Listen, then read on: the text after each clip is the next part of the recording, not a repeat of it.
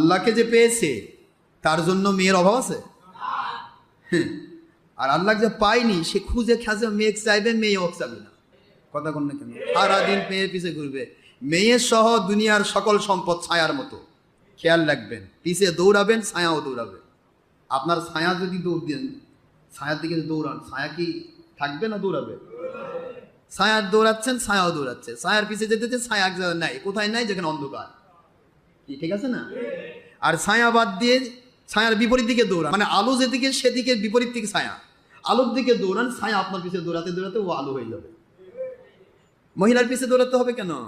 আপনি আল্লাহ আল্লাহ রসুলের পক্ষে থাকেন, দেখেন আপনার মুখ যে মহিলা দরকার তার সাথে 100% আরো সুন্দর মহিলা আপনার তার বাপেরা তারা আপনার পিছে দৌড়াবে। আমার বেদিক বিয়া দেয় ওই সলক দিয়ে, ওই সলটা খুব ভালো।